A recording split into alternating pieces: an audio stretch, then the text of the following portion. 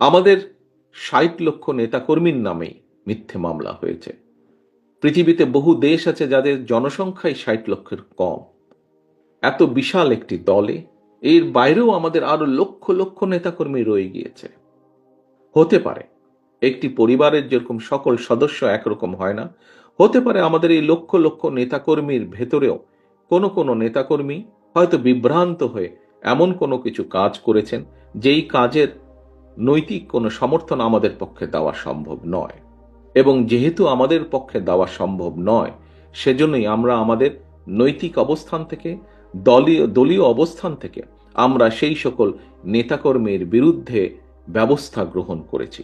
একটি রাজনৈতিক দলের পক্ষ থেকে যে ব্যবস্থা গ্রহণ করা সম্ভব, সর্বোচ্চ যে ব্যবস্থা গ্রহণ করা সম্ভব একজন কর্মী বা একজন নেতার বিরুদ্ধে, আমরা সেই ব্যবস্থা গ্রহণ করেছি। কারণ আমাদের রাজনীতির অন্যতম একটি মূল স্লোগান বা মূল লক্ষ্য হচ্ছে জনগণের সম্মতিতে থাকা, অর্থাৎ জনগণের সমর্থন থাকে এমন অবস্থানে থাকা, জনগণের সমর্থন থাকে না এমন কোনো কাজ না করা, এমন কোনো অবস্থানে না থাকা।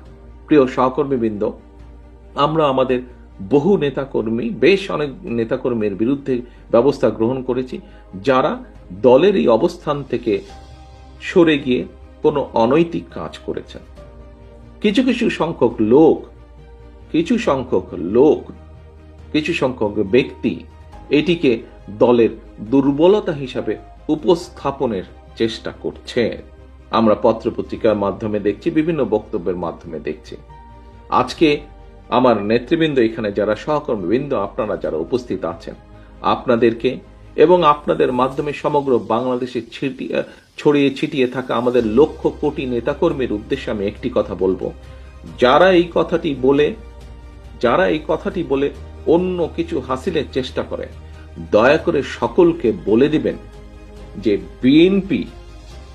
বিএনপি তার অবস্থান পরিষ্কার করেছে।